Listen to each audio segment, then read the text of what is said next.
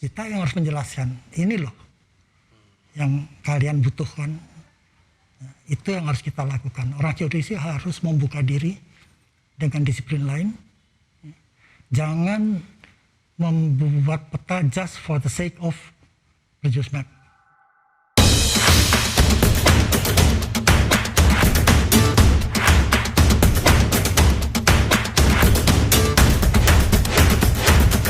Halo semuanya, kembali lagi di IAGD YouTube channel bersama saya Robi Saksono. Sekarang kita berada di rumahnya salah satu figur geodesi yang paling berpengaruh.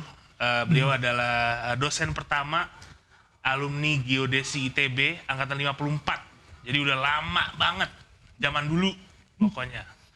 Kita perkenalkan langsung aja ya. Beliau namanya adalah Pak Hardy Kusalamwardi. Kebetulan beliau ada di sebelah saya, ini dia. Tepuk tangan dong, panitia di belakang di sebelah ini. Apa kabar Pak Hardy? Alhamdulillah baik. Ini kita sebenarnya udah tag yang kesekian kali ya. Gak canda-canda. Apa kabar Pak? Sehat? Alhamdulillah, sehatnya orang tua. Alhamdulillah sehat orang tua. Oke, di acara kali ini, bukan acara sih sebenarnya, ini namanya Bincang Seru ya, di Bincang Seru IAGD. Bincang Seru kali ini kita akan ngobrol-ngobrol seru tentang bagaimana sejarah Pak Hardy mungkin dari awal pada saat masuk ITB, kemudian achievement beliau sampai mungkin bagaimana kisah beliau akan menginspirasi teman-teman semua, seperti itu. Oke, Pak Hardy kelahiran di Bali, kota negara tahun 1935. 85 tahun yang lalu. 85 tahun yang lalu, subhanallah Pak. Semoga tetap sehat, Amin. Tetap semangat di masa pandemi ini. Amin. Mungkin saya harus tanya pertama rahasia sehatnya dulu Pak, di usia yang ke-85 ini apa Pak? Sebetulnya tidak ada rahasia, saya hidup biasa saja, tapi terutama pada usia sekarang ini, saya jangan ngurusin orang lain lah. Siap, oke. Yang penting itu adalah jaga diri sendiri. Oke. Bahwasannya kita mungkin tidak disenangin, ya itu urusan mereka. Iya. Kita jalan aja sesuai dengan kita gitu loh ya. Oke, siap. Itu akan saya lakukan ya, kalau begitu. Dan olahraga terus. Oke, itu yang saya setiap pagi masih goes meskipun hanya 1/4 jam. Masih oh gitu Pak? Wow, di mana Pak? Di sini di kompleks saja. Wow. Sendiri aja. Naik sepeda pagi-pagi naik sepeda masih. Wah, karena itu jaga keseimbangan. Wah, oke. Orang tua itu biasanya keseimbangannya yang hilang. I see. Tapi di umur segini masih sepeda justru luar biasa dibiasakan loh, karena biasa itu. Oke, I see. Pak Hardy masuk ITB di tahun 54. Ya. Oke, bisa diceritakan ke Pak, itu tuh 9 tahun setelah Indonesia merdeka, dimana auranya saya rasa mungkin masih Ke Belanda-Belandaan ya. Bisa diceritain nggak Pak gimana? Sejak di SMA memang saya kuat di matematika. Pelajaran favorit mungkin? Paling favorit gitu ya. Dan kakak saya dua orang sudah ada di ITB. Waktu itu bukan ITB tapi Fakultas Teknik. Oh, zaman dulu masih namanya Fakultas Teknik. Alright. Nah, saya dapat informasi dari mereka. Oke, silahkan aja ke Bandung kalau kamu pengen ke Bandung. Gitu ya. Cuma itu aja sarannya. Tapi waktu milih jurusan, saya tanya, carikan jurusan yang nggak ada kimianya. Oh gitu, karena nggak senang kimia Pak? Bukan nggak senang, tapi nggak doyan gitu lah. Oh gitu ya. Lebih dari nggak sedang tapi nggak doyan. Paling nggak ngerti. Oke. Gitu ya. Jadi saya hindari kimia. Gitu. Okay. Nah, diberi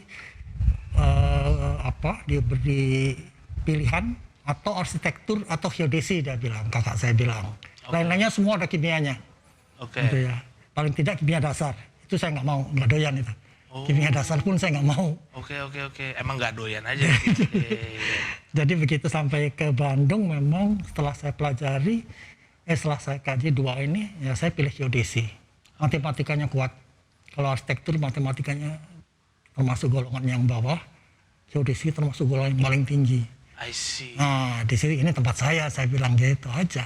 Oke, kemudian itu cerita menarik juga ketika Pak Hardi memutuskan masuk Ya. geodesi, itu proses pendaftarannya menurut Jadi saya menarik tuh. saya berangkat ke Bandung, memang ya anak seorang guru biasa lah, guru SGB waktu itu. Jadi memang nggak ada biaya, termasuk harus jual sepeda untuk bisa berangkat ke Bandung pakai kereta api sendiri saja. Tapi di Bandung kan ada kakak. Jadi, Oke, yang sudah ada masuk di kuliah Bandung ya, gitu iya. ya. Nah pada hari kedua saya sudah diminta untuk pergi aja ke kampus Ganesha. Ini ngekos berarti Pak kakaknya? Kos kakaknya. Di Kayak mana itu. Pak? Sorry. Di Jalan Baureksa dulu, Baureksa 5. Oh, I see. Saya juga sempat 2 tahun di situ, Baureksa 5. Dan pada saat itu saya belum bawa sepeda, jadi harus jalan ke Ganesha Wah, lumayan dari sih. Baureksa. Lumayan. Kan nggak ada becak, nggak ada apa, jalan. Tapi happy aja. Angkot juga. Nggak ada ya, angkot, ya. nggak ada angkot, nggak ada bis, nggak ada apa. Kita harus jalan. Nah, tapi happy aja lah jalan. Masih sedingin itu Pak, zaman dulu lebih dingin lagi kali. Dingin sekali, masih kabut kalau jam 7 berangkat gitu ya. Iya, iya, iya. Nah itu masih ke kampus, ya pokoknya kita lihat ada kampusnya Jalan Ganesha gitu, jalan sendiri aja, nggak banyak orang waktu itu. Kemudian cari tempat pendaftaran, gitu. Ya, cari sendiri aja dari pendaftaran, ada di kantor kecil gitu, di gerbang sebelah timur Ganesha, Yes. kampus Ganesha. Situ masuk, saya ingat nama tata usahanya itu Pak Tikno, itu saya ingat sekali Pak Tikno. Pak Tikno. Ada di Ya, gitu. kartu ini atau di... Enggak, dia nyebutkan Pak Tikno. Oh, ada disebut. Nah kemudian saya dikasih formulir, nggak ada orang ngantri, nggak ada apa, saya masuk aja, Nggak ada orang ngantri. nggak ada orang ngantri, nggak ada Itu apa. khusus untuk geodesi atau Nggak, untuk seluruh fakultas teknik, nggak ada yang ngantri Pak? nggak ada ngantri. Tapi untuk seluruh Seluruh, ITB? gitu. Ya mungkin mereka bergantian aja datang masuk. Oh, mungkin ada masa Ya, masanya pendaftarannya. gitu. Dan saya kebetulan waktu itu paling awal, ya agak awal lah. Oh, di awal-awal Awal-awal pendaftaran gitu. gitu. Oke, oke. Masuk dikasih formulir, disuruh ngisi. Udah saya isi, terus di jurusan yang saya pilih geodesi. Dia kaget. Ini belum ada yang daftarkan, yang ada kan sipil, elektro, mesin, segala macam. Geodesi belum ada. Wah, Adik yang pertama, dia bilang gitu aja. Mau enggak ikatan dinas? Wah, siapa yang nggak mau ikatan dinas? apalagi zaman itu ya langsung. Kemana itu ikatan dinas cukup bagus, bisa hidup sebulan. Iya, iya, iya. Gitu loh ya. Langsung saya terima ikatan dinas, Ikatan tekan dinasnya ke mana ke sih Pak? Kementerian Pendidikan, Kementerian ya, P dan K. Oh, Memang ada program ikatan dinas. P dan Kependidikan dan Kebudayaan Iya. gitu ya namanya. Oke. Tapi mereka yang lulus dengan ikatan dinas harus masuk ke instansi pemerintah. Itu syaratnya. Oh, gitu. Apapun Tapi itu boleh milih instansinya. mana Oh, saja. oke, oke, oke. Gitu lah. Geodesi kan banyak dulu waktu itu. Bisa jadi dosen, bisa jadi di PU. PU itu banyak dibutuhkan waktu itu. Terus kadaster juga banyak butuhkan. Topografi juga banyak butuhkan. Oh, jadi PNS tapi apapun Apapun gitu ya? juga boleh, silahkan gitu. Oke. Ya. Jadi nggak terikat. Tapi ikatannya adalah pemerintah. Oke. Itu aja yang. Jadi saya dikasih ikatan dinas, selesai, teken. Ya udah, selesai. Semuanya selesai. Tanpa membayar sepeser pun. Gitu. Nggak ada tes apapun juga, Pak? Tanpa tes apapun juga, dia hanya lihat raport. Memang prosedurnya demikian.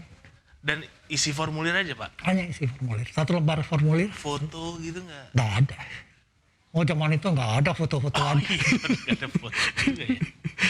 Kalau foto, tunggu afdruknya 2 minggu. Iya. Jadi nggak pakai tes, Tidak nggak ada tes, pakai- tidak ada bayar apa-apa. nggak ada bayar, nggak ada ngantri Langsung, lagi. langsung masuk ke Luar biasa. Dan itu seangkatan itu semua Hanya- yang waktu itu yang daftar 4 orang katanya sesudah saya pertama, hanya 4 yang orang. kemudian 3 orang lagi dan 1 orang akhirnya pindah jurusan. Jadi 3 orang yang bertahan. Wah, karena apa tuh Pak yang pindah? Memang tidak ada yang berminat, nggak ada yang tahu geodesi itu apa. Saya juga nggak tahu geodesi itu apa. Saya cuma tahu bahwa itu nggak ada kimianya gitu aja. Oh gitu, pada saat itu Pak Hari nggak tahu tahu. kalau ada geodesi Kakak namanya. saya juga nggak tahu. Oh, Apa iya. geodesi itu nggak tahu. Saya tanya apa sih geodesi? Nggak tahu. Oh, I see. Ya, Jadi pokoknya memang nggak ada kimianya aja. Oke. Pada saat itu memang Nggak nggak ada. terkenal ya. Ya. Istilah selain itu ada nggak pakai kadaster, pemetaan gitu itu udah ada, Sudah udah ada. terkenal. Tapi Sudah ada. geodesi. Karena sebelumnya kan sudah banyak mahasiswa yang ikatan dinas kadaster. Oh, oke. I Jadi see. senior saya itu waktu itu ada berapa belas orang gitu ya senior yang tipe apa ya 3-4 angkatan sebelumnya ya, itu umumnya adalah tentara dari topografi angkatan darat sama Oh, di kadaster. Topat ya? Ya, di Topat. Jadi sudah terbiasa dengan senior itu gitu loh ya. Nah, memang saya dapatan dari mereka, arahan karena saya masuk IMG, begitu masuk geodesi langsung saya masuk IMG. Ketuanya waktu itu ketua IMG-nya Pak Pranoto Asmoro.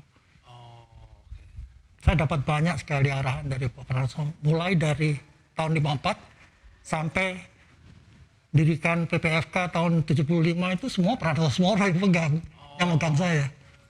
Pak Pranoto Asmoro itu Pranoto jenderal, Asmoro ya. Majen dia pensiun dari topografi masuk ke Bagus Sultanal sebagai kepala Bagus Sultanal pertama. Oke, sebelum kepala Bakus Sultanal Dia adalah kepala Majen, direktur jawatan topografi Angkatan Darat. Oke, Sebelumnya I see. bahwa dia orang yang paling memberi pengaruh pada langkah-langkah saya, Pranoto Asmoro. Oke, I see. PPFK, maaf singkatannya. Nah, PPFK itu Pusat Pendidikan Fotogrametri dan Kartografi Oh, berpusat di di ITB. ITB. Sekarang gedungnya sudah dibongkar. Oh, Itu yang saya bangun dari payah dulu. waduh. Oh, Tahun 73, 74 itu saya yang bangun di situ. oh, di mana Pak lokasinya?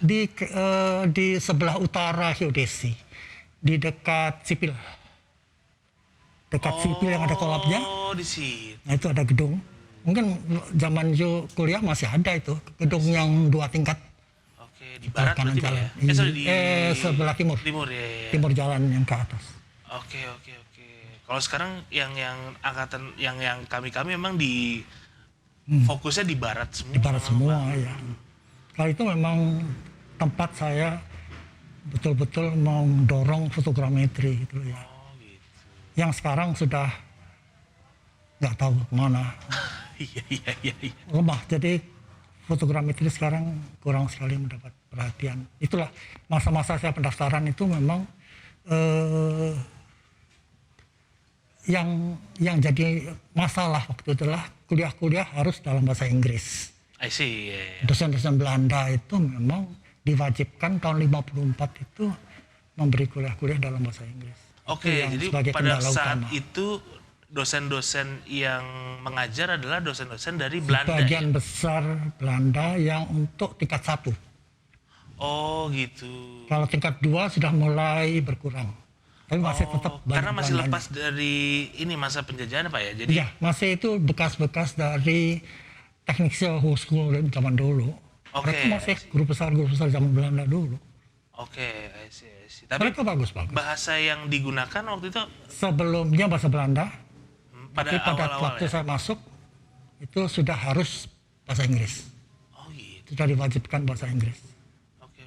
Itu ada kesulitan nggak Pak ketika Nah, disitulah kesulitan. Kan SMA kan bahasa Indonesia biasa. I see. Jadi harus membiasakan diri. Tapi karena memang kuliahnya hampir semua tiap hari bahasa Inggris, lama-lama juga terbiasa juga.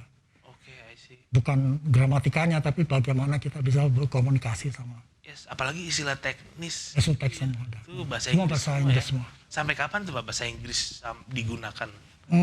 Tahun-tahun selesai. Sampai Kalau Bapak lulus atau geodesi sebetulnya tidak terlalu mengalami dosen-dosen bahasa Inggris. Kalau geodesinya ya. Tapi kalau pengetahuan dasarnya itu hampir semua. Sampai saya kira tahun 67, 68 masih bahasa Inggris. Tapi bukan geodesi. Geodesi sih nggak ngalamin. Oke. Nggak ngalamin itu. Nah, kemudian kalau misalnya kita flashback lagi Pak, setelah Bapak masuk ke ITB, diterima di ITB, kalau misalnya mengenang kembali ke masa-masa kuliah dulu, ada nggak momen-momen yang berkesan gitu dari awal sampai Iya memang yang jelas karena memang bahasa Inggris merupakan bahasa utama untuk kuliah-kuliah dasar matematika, geologi, terutama geologi ya, yang berat sekali. Kemudian fisika itu bagi kami memang agak ada handicap lah, ada handicap? ada handicap dan memang pada awal-awal memang berat, tapi lama-lama memang bisa kami atasi waktu itu. Terutama kecuali geologi.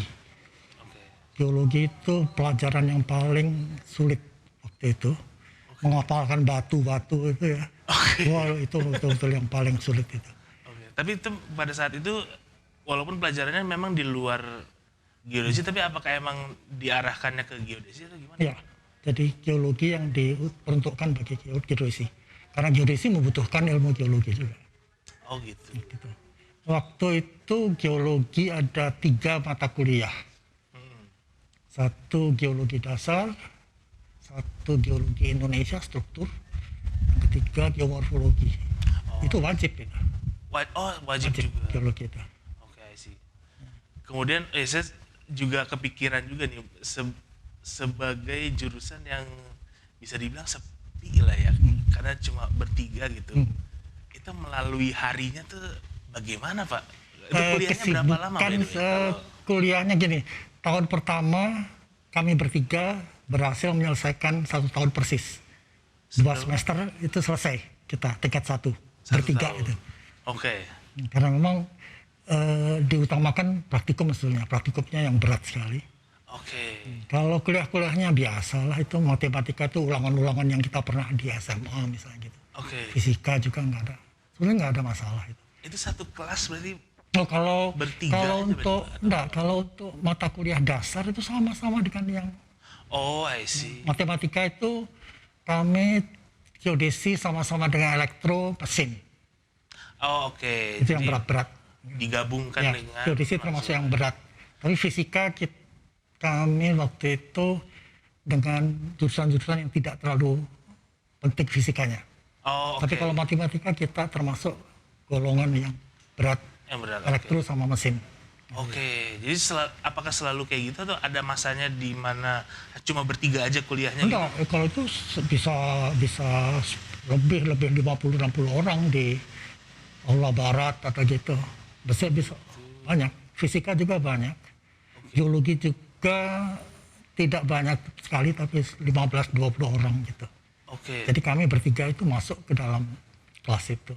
Oke. Yang bertiga itu kalau kuliah ukur tanah, Oke, I see. menggambar peta, terus segitiga bola itu ya, itu bertiga kita di kamarnya Pak Tomo itu, dosennya Pak Sutomo Sitro itu.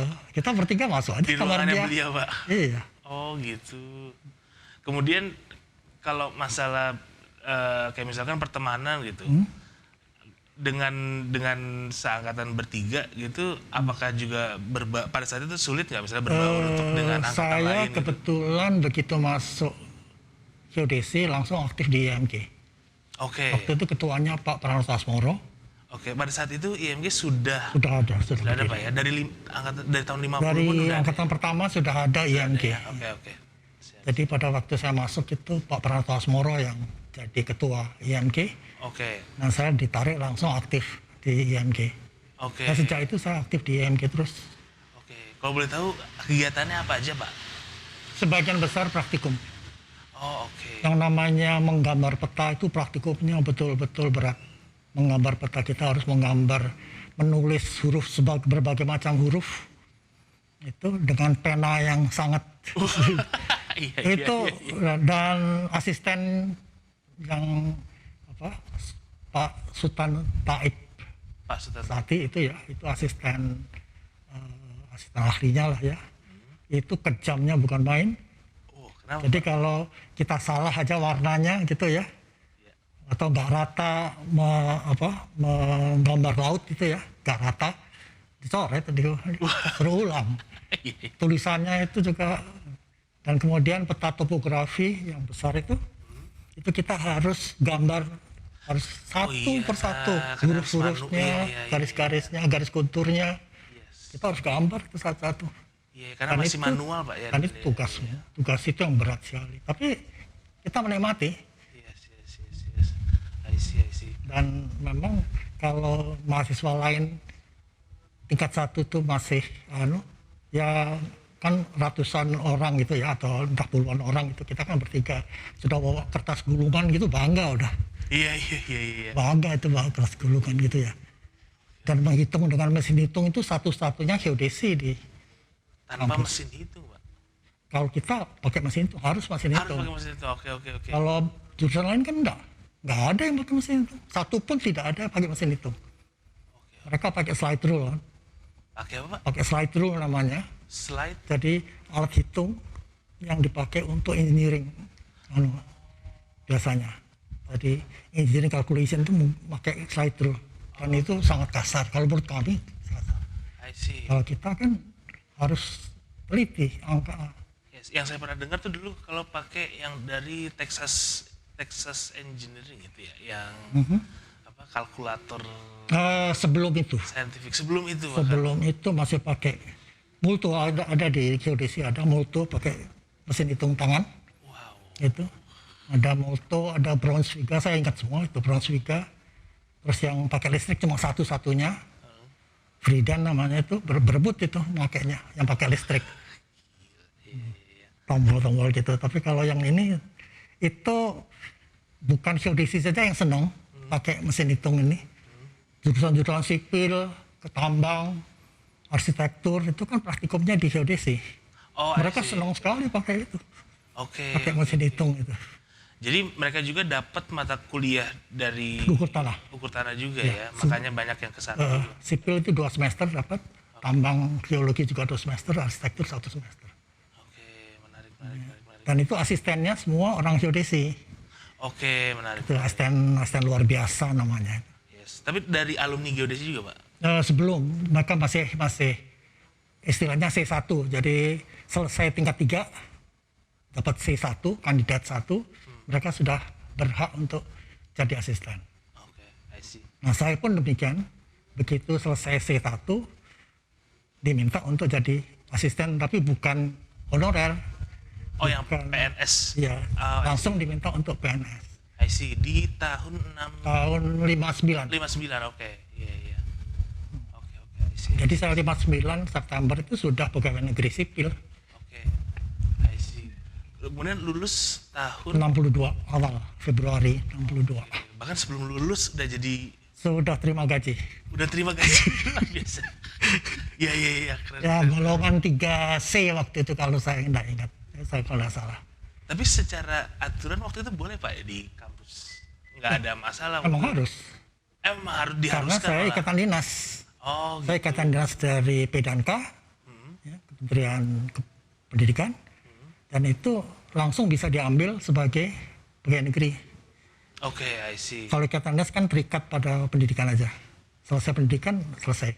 I see. Tapi memang biasanya itu diikat untuk ada yang ke PU, ada yang Ya. ke kadaster, ada yang ke Yes. topografi gitu ya. Saya diminta untuk ke, dan memang terikat kita, tapi masih belum pegawai negeri.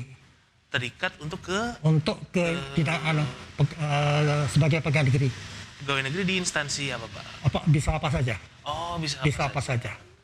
Oh, gitu. Nah, memang sebelumnya mulai dari 50 sampai 52 sampai dengan 52 3 tahun berturut-turut, mahasiswanya hampir semua ikatan dinas dari kadaster dan topografi. Oh, kelompok keahliannya? Iya, atau- enggak, geodesinya itu diikat sama kadaster. Jadi kan mereka selesai harus jadi pegawai kadaster. Oh, I see. Dan yang ikatan dinas militer, mereka biasanya memang sudah pakai pakaian militer. Oh, gitu. Kuliahnya oke. gitu loh Dan ya. sudah menjalani pelatihan militer juga, Sudah. Pak? Oh, oke, siap. Mereka sudah militer, sudah pakai baju, sudah pakai pangkat sudah. Pak Pranos Moro itu kalau nggak salah mayor pada waktu dia kuliah. Oh, gitu. Iya, Pak. Jadi emang udah biasa Pak ya. Jadi ketika udah wamil, sudah menjalani pendidikan militer, terus baru kuliah. Kuliah ya. Udah biasa gitu ya. Iya, itu di situ memang Yang terakhir memang ada Trisno Hadiono, itu yang terakhir dia. Angkatan berapa itu, Pak? Aduh, saya nggak ingat itu, mungkin tahun. Di bawahnya Pak Ya, Hardi. ya mahasiswa saya lah. Itu yang terakhir militer aktif I see. yang kuliah. Menarik. Nah setelah itu umumnya mendaftar ke topografi itu setelah selesai. Setelah selesai Setelah selesai geodesi, sarjana, baru dia melamar ke topografi dinas atau topografi. kadastri. Umumnya gitu semua. Oke, sih. Pada saat itu biasanya alur path karirnya biasanya seperti itu, Pak. Ya, Atau- betul, Oh, oke. Jadi dulu memang alurnya ke topografi, kemudian sebagian ke Bagus Surtana waktu itu, satu kadaster atau pendaftaran tanah, ada PU juga yang lari ke PU, ada yang ke pendidikan. Oke.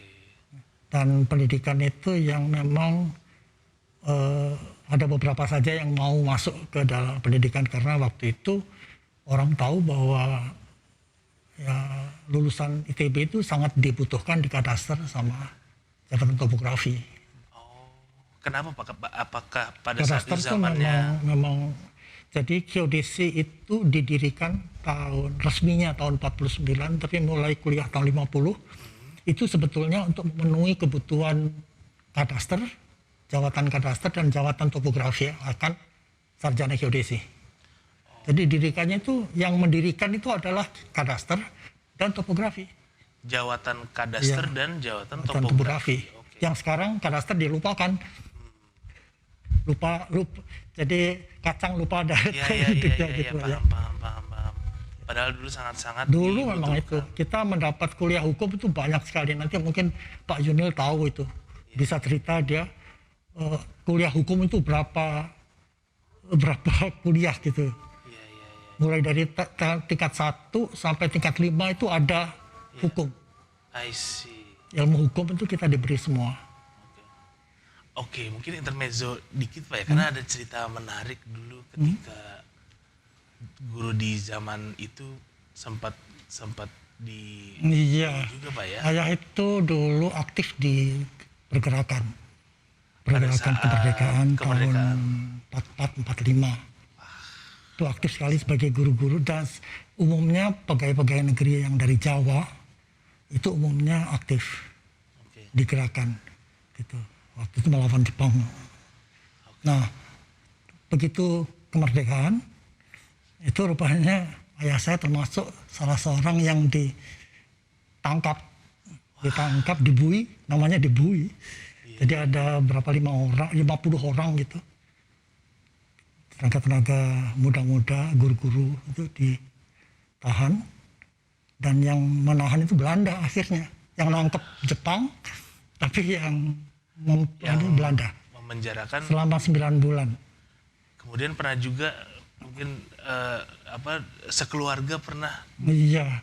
Jadi pada juga, waktu ayah dibui di penjara, itu kami nggak ada penghasilan sama sekali, orang nggak ada. Kita nggak punya keluarga di Lombok, di Mataram itu. Nggak punya siapa-siapa, jadi kita harus cari uang sendiri. Kakak itu bekerja di pabrik rokok, saya harus jual pisang goreng, bukan keliling, dari rumah ke sekolah, dan di sekolah dititipkan sisanya buat di warung gitu ya. Tapi umumnya sampai sekolah sudah habis gitu. Jadi selama 2 bulan saya dagang itu sambil sekolah. Jadi berangkat ke sekolah bawa dagangan gitu ya, dan titipkan ke sekolah kalau masih ada sisa. Dan itu happy aja, saya senang aja menjalankan itu.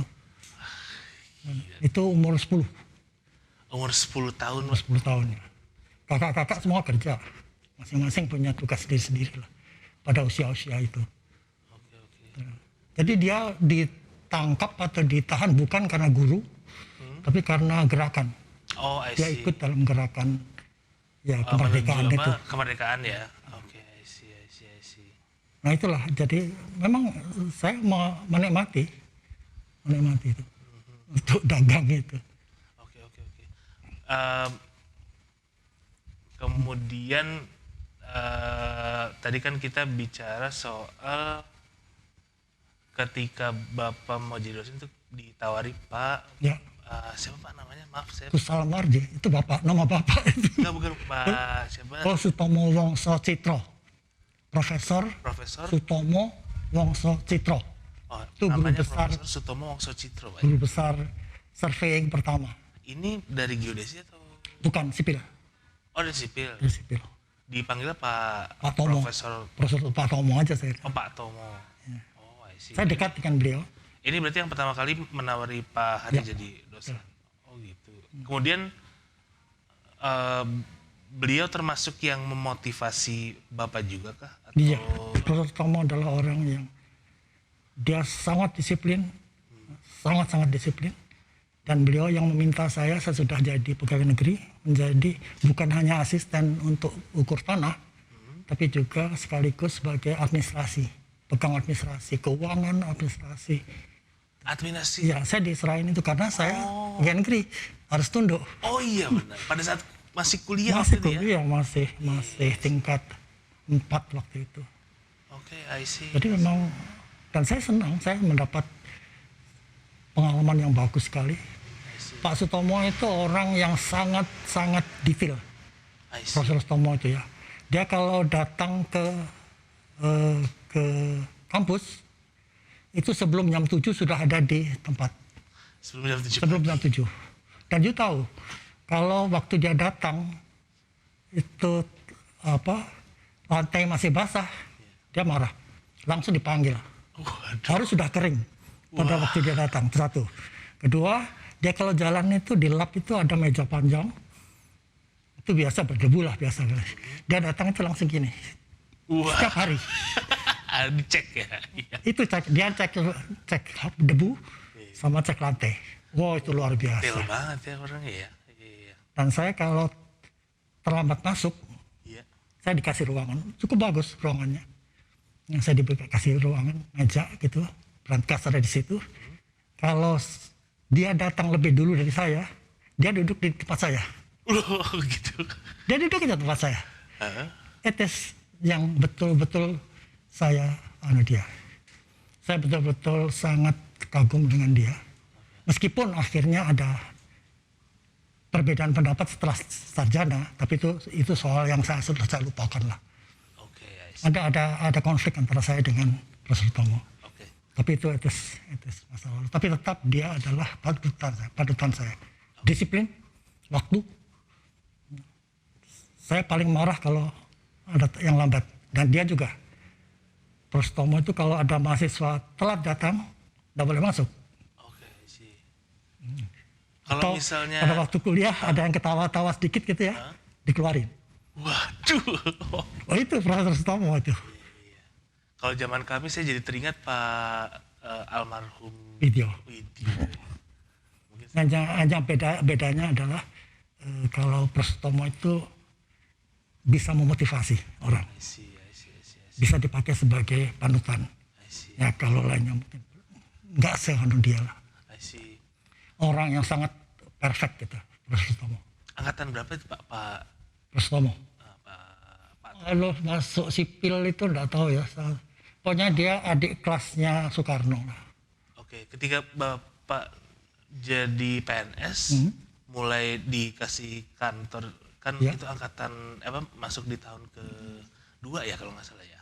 Enggak, saya Di tahun 5, 59 tahun 59. keempat. tahun keempat. Ke tingkat 4 itu. Jadi selesai tingkat 3. Oke, sih. Selesai tingkat 3, dulu kan 5 tahun. Jadi 3 tahun dapat C1 namanya, baru Yes, ada betul. ditawari. Pada saat itu beliau umur di Dia masih relatif masih mungkin di 40-an atau lebih, mungkin sekitar 50-an gitu. oh gitu, I see. Jadi beda umurnya jauh gitu. Jauh. Dia bapak saya dia. Oke, I see. Kelahiran kalau nggak salah 1907 atau 09. Oke. Dia kelahiran. Oke. Berarti yang menjadi panutan adalah kedisiplinannya beliau ya. Disiplin dan sikap tegasnya. Dan kemudian satu lagi, cara dia mendapatkan fasilitas dari pemerintah. Oh, Jadi memperjuangkan fasilitas. peralatan segala Oke, macam, I dia see. itu bagus. Itu yang saya tiru terus. Seperti apa tuh, Pak?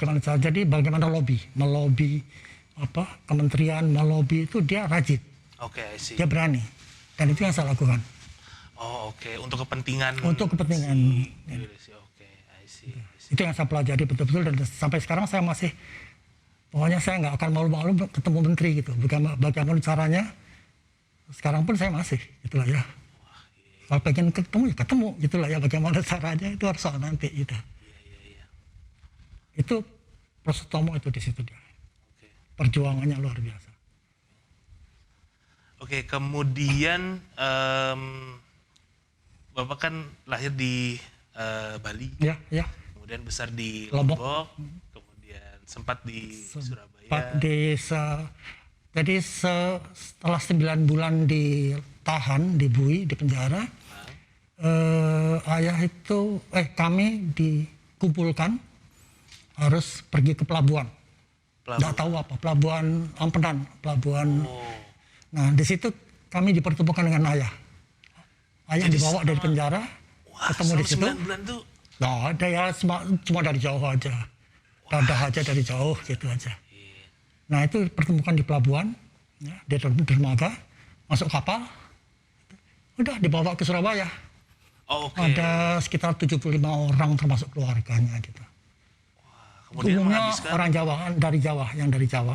Oh, oke. Yang di penjara itu semua dipulangkan ke Jawa. Oh, dipulangkan ke Ke Jawa. Gitu. Dianggap pendatang haram. Waduh. Oh. Kemudian menghabiskan masa mudanya di Surabaya, Pak. Di Malang. Di Malang ya. Malang adalah tempat saya di SMP, SMA. Gitu. Nah, Kemudian waktu dibawa sama Belanda itu ke Surabaya, kami dititipkan di Kalisosok, penjara Kalisosok. Satu keluarga atau sekian keluarga itu masuk ke Kalisosok, masuk ke penjara. Kita di situ seminggu dilatih untuk bikin sapu, dilatih bikin keset, gitu. Semua kita. Saat itu saya masih umur 11. 46. karena poin saya adalah perjalanannya Pak Hardi itu dari Bali, Lombok, Terus Surabaya, Cirebon, Cirebon, itu masuk ke Republik sudah. terus Cirebon itu masuk ke daerah Republik. terus ke Kemudian saya di Malang terakhir, bahkan mendarat di Malang. terus masuk ke Bandung, Iya, akhirnya sampai ke Amerika, Pak, ke Purdue University. iya. Itu sejarahnya gimana, Pak? Ke di S2 tuh sejarahnya apakah ada kesempatan ketika jadi dosen atau Gini, keprihatinan saya, fotogrametri itu nggak ada kuliahnya selama saya jadi lulus geodesi tanpa fotogrametri. Padahal saya lihat itu senang sekali lihat mata alat-alat. kuliahnya nggak ada, Pak? Nggak ada, karena nggak ada dosen Oh, karena nggak ada dosen. dan nggak ada alat. Oh, tapi materinya nggak ada. Nggak ada. Ya di dalam kurikulum ada, jadi nggak ada yang lulus jadi. Waduh, oh Nah, akhirnya memang diputuskan tanpa fotogrametri diganti dengan apa gitu, saya nggak tahu. Oh, Saya nggak ingat gitu. SKS-nya mungkin saya nggak ingat tiba-tiba kok kita bisa lulus gitu tanpa fotogrametri gitu. Iya. Nah, disitulah saya betul niat saya harus fotogrametri. Wah, oke. Karena banyak buku-buku yang saya baca waktu itu mengenai fotogrametri. Itu yang pertama berarti, Pak? Karena sebelum itu nggak ada. Ada dosen Belanda. Oh, oke. Jadi waktu tahun-tahun tahun 56, 57 itu masih ada dosen Belanda yang ngajar fotogrametri. Jadi dosen Belanda angkatan 1, 2, angkatan 50, angkatan 51, 52 itu masih dapat kuliah fotogrametri. Angkatan saya sudah nggak ada lagi. Sama sekali nggak ada fotogrametri. Berarti Pak Nol Adi besar. yang Nah, setelah itu niat saya memang ke Amerika belajar fotogrametri, sama kebetulan komputer baru waktu itu komputer baru di Amerika pun baru masih. I see. Itu saya bawa ke ITB kembali. Di situ fotogrametri komputer betul saya kembangkan. Dua itu nggak bisa dipisahkan. Fotogrametri sama Komputer nggak bisa dipisahkan. Programming itu nggak bisa dipisahkan. Bohong besar kalau misalnya kita bisa belajar fotogrametri tanpa komputer, tanpa programming. Yang mungkin. Setuju. Itulah. Berarti Pak Adi yang menyelamatkan fotogrametri sebenarnya. Dan awal-awal programming komputer. Iya. Muridnya boleh tanya ke Pak Bobi Santoso, itu murid saya pertama. Pak Bobi Santoso, Pak. Mempelajari computer programming. Waduh. Jadi kalau bisa dibilang nih ya Pak, safe to say, kalau misalnya nggak ada Pak Hardi, itu nggak ada fotogrametri di Indonesia. Nggak mungkin Iya, orang lain. Mungkin sama dia. Iya cuy. Gila loh Pak. Kalau nggak ada Bapak, nggak ada fotogrametri Itu Pak, tahun di Indonesia Pak. 67 saya mulai ngajar fotogrametri. Saya nggak mungkin buka jasa drone juga Pak. Kalau nggak ada Bapak. Dan satu hal lagi, saya di ITB di geodesi itu memasang sendiri namanya alat multiplex fotogrametri. Oh, multiplex, ya, Saya ya, dapat dari gudangnya topografi di Jakarta. Saya pilih mana yang bisa dipakai masih, bawa ke Bandung, pasang sendiri, lampunya diganti, segala macam jadi untuk praktikum. Ada itu. Maaf ya, saya kasar. Dan itulah perjalanan yang memang untuk bisa mengawali suatu mata kuliah yang sebelumnya nggak ada, tidak mudah. Waduh, Terutama komputer. Itu satu dosen pun tidak ada yang ikut dalam saya. Bukan kuliah sebetulnya, semacam short course gitu ya. Yang ikut mahasiswa semua. Paul Soeharto, Bobi Santoso, kemudian Abinoto, Muhammad Noto. Itu angkatan-angkatan 63, 64 yang ingin belajar apa sih komputer itu, binatang apa sih. Ya, Di mungkin, TB belum ada komputer. mungkin kita semua harus terima kasih sama Pak Hardi, Pak It. Lu juga tuh It berarti.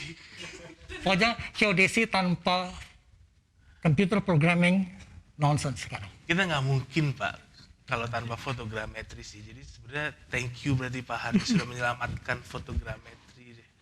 Ini sejarah banget sebenarnya, berarti kalau ketemu Pak Hardi nih sekarang, saya feel honored banget ketemu Pak Hardi sekarang nih, luar biasa. Dan itu sendiri saya.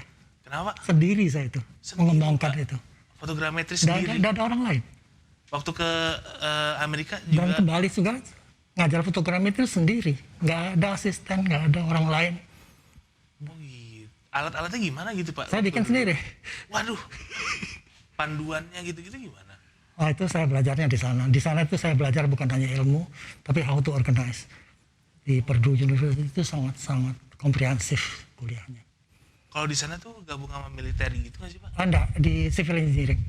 Oh, Masuk ke civil, sama dengan di ITB. Nah, satu hal yang saya kira untuk dosen-dosen geodesi terutama ya, saya dulu untuk ujian akhir untuk masternya, pertanyaannya cuma satu. Pertanyaannya itu tahun 64 akhir.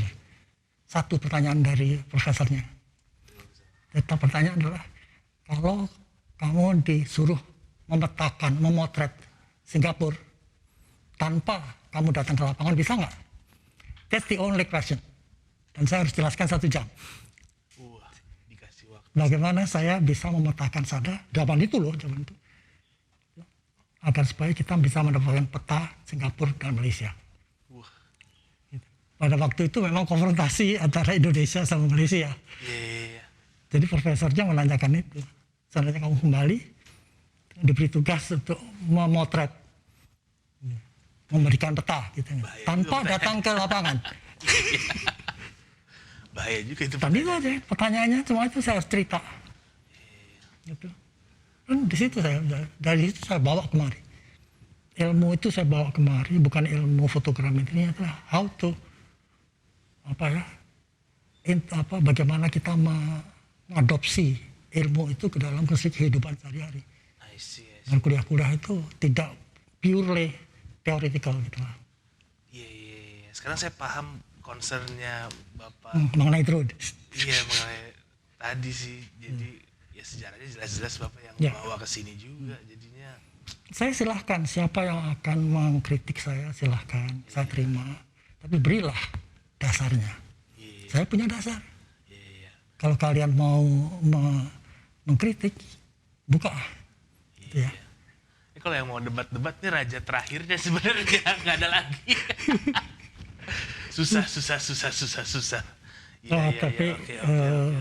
UGM, kalau kalian tanya bagaimana ITB, geodesi, fotogrametrinya masih perlu ditingkatkan.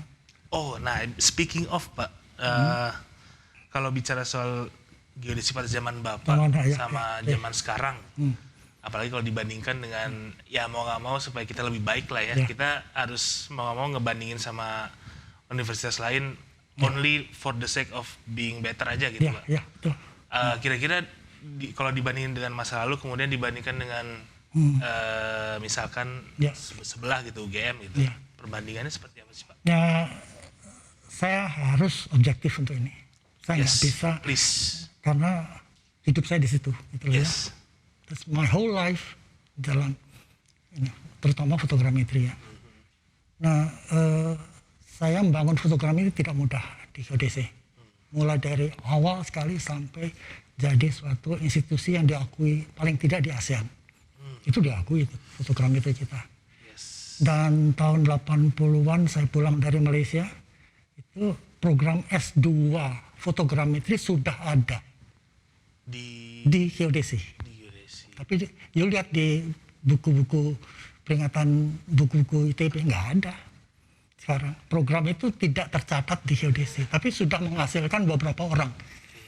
S2 fotogrametri tahun 83-84 sebelum saya pensiun. That's fact. Jadi fotogrametri itu harusnya masuk dalam ENSEC. ENSEC ya. Waktu itu ya masuk. Lama-lama hilang. Saya lihat dia, loh kok nggak ada lagi fotogrametri.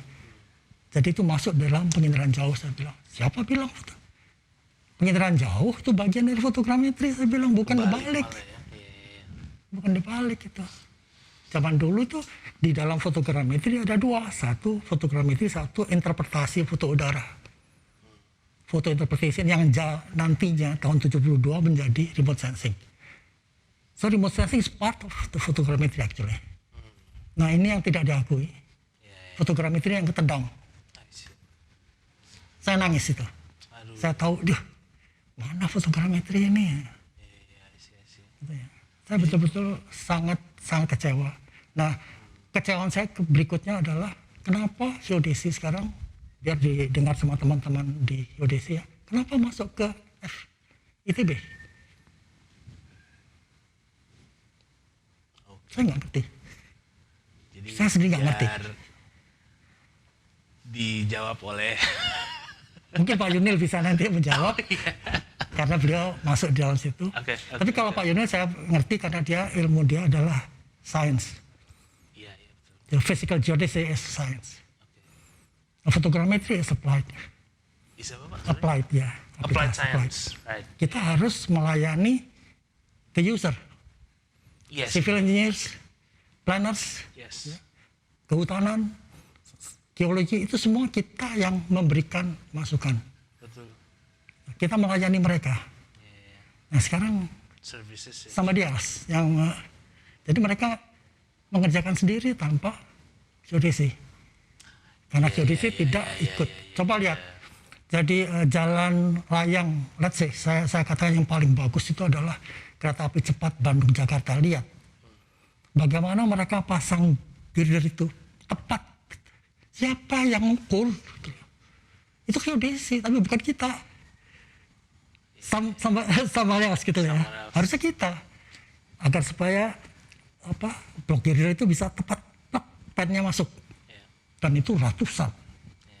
Siapa mulai dari bawah, itu harus diukur. Sampai ke atas. Posisi terakhir, di sini tempatnya. Kalau mau bicara presisi itu baru presisi. Gitu loh ya. Nah, disitulah aplikasi dari geodesi yang lebih penting daripada geodesinya sendiri, gitu ya. What for, gitu ya. Kita belajar itu ya. Emang salah fokus ya, mungkin. Ya, memang masing-masing punya orientasi sendiri. It's okay, gitu ya. Tapi please, kita itu melayani mereka yang membutuhkan. We are producers. Kalau sekarang terlihatnya seperti apa berarti Pak? Saya nggak ngerti. Saya nggak mengikuti. Saya cuma concern pada fotogrametri. Tapi kalau GPS oke, so far oke. misalnya untuk keperluan bencana segala macam, itu oke. Itu adalah yang harus kita jangan sibuk dengan membuat peta. Everybody can produce maps. Can produce maps. Everybody. Even tukang becak pun nantinya bisa. Yes. Sama dengan GPS. GPS itu tukang sampah pun pakai GPS. Pakai handphone. Yes. Dia tahu posisinya. Gitu ya. Kita nggak bisa mengklaim bahwa it's ours. Tapi how to use data yang diambil dari GPS untuk keperluan let's say bencana, untuk monitoring, sekarang untuk itu yang harus kita lakukan. Yang mattersnya adalah our analisis. Analisisnya. Sama dengan pembuatan peta, jangan bikin petanya yang kita repotkan. Yang jadi concern. Tapi how to use that map properly, gitu ya. Dan sesuai dengan kebutuhan. Jangan desa itu hanya sekedar untuk pajak sekarang, hanya untuk menentukan KK segala macam gitu ya. Harus milimeter, harus peta dasar, harus dibuat oleh BIG gitu. What for gitu loh ya. Itu bukan porsi kita gitu loh ya. Itu yang saya ditentang sama teman-teman di BIG. Tetap peta desa harus melalui peta dasar. Nonsense saya bilang. Kapan kita mau jadi peta desa? Jutaan lembar peta yang harus kita bikin. Dan berapa triliun kita yang... Padahal kita dengan berapa ribu aja, ratus ribu aja sudah bisa bikin peta. You just drone. Ya bisa bikin peta as is as that gitu ya. Even mungkin ada bencana gitu. Ya datang, terbang, kasih datanya. Benar, dan costnya sangat gitu ya. Benar banget itu. That's yang harus kita anukan, dan bagaimana jadi apa yang saya lakukan adalah memberikan mereka, justru kita bina mereka, beri mereka tuh latar belakang yang baik, ilmu yang baik agar sebagai kompeten. Agar mereka kompeten. Kompetensi is knowledge, skill, dan attitude. Attitude sama ini saya kira oke lah, sama skill. Mereka bisa melakukan itu. Knowledge, skill, attitude. Nah, knowledge yang mereka lemah, karena mereka menggunakan software. Software you just pinpoint gitu aja. Mereka nggak tahu kenapa itu.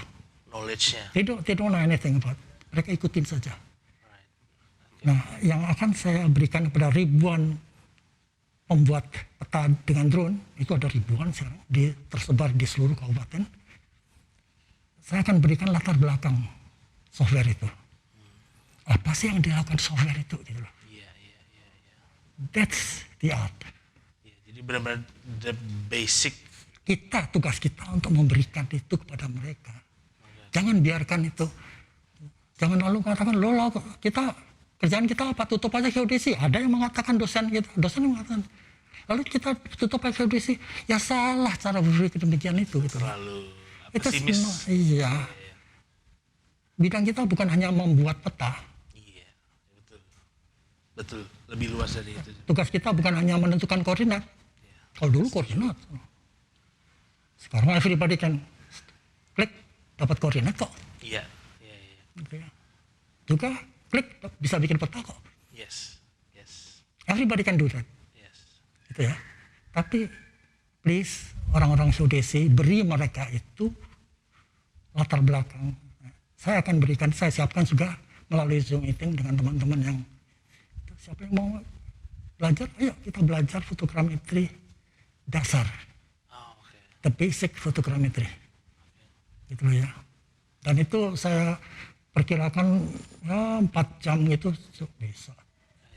Banyak. Tujuannya adalah untuk memberikan konteks, knowledge base.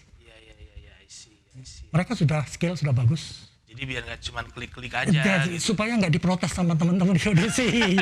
Itu bukan orang geodesi kok bisa bikin peta Pak.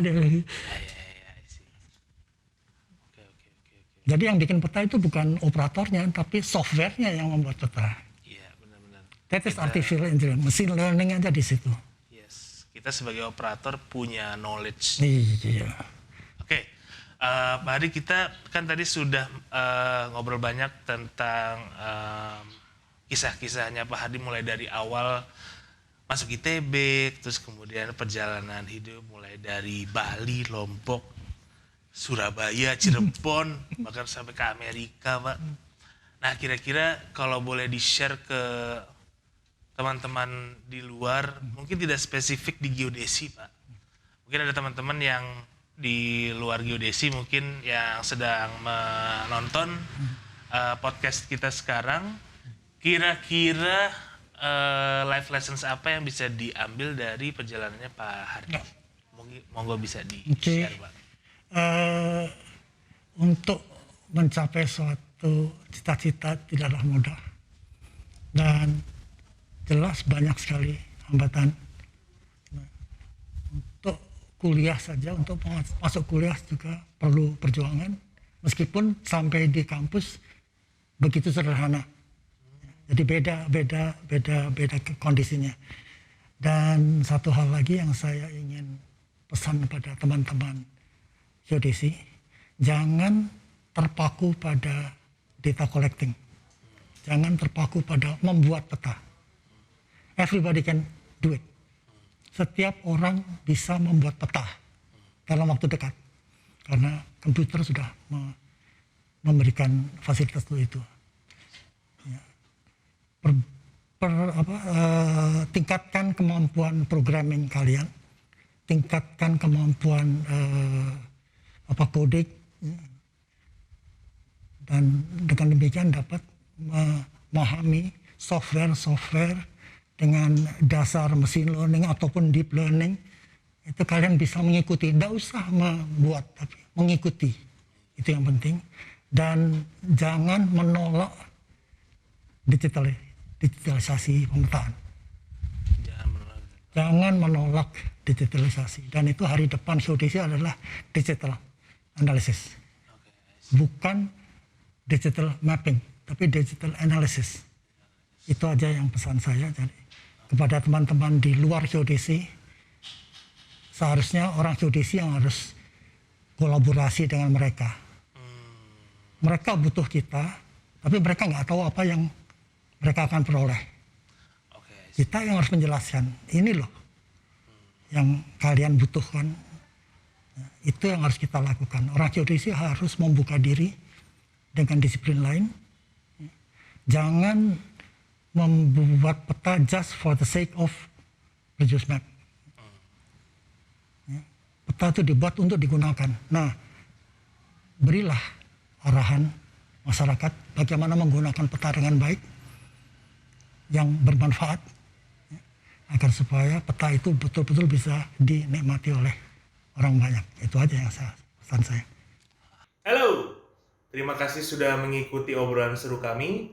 Jangan lupa subscribe, like, dan komen, dan juga follow sosial media kita di @iagd_itb supaya Anda tidak melewatkan update-update seru dan terbaru dari IAGD. Tetap di Obral Gede, obrolan alumni geodesi. Bye-bye.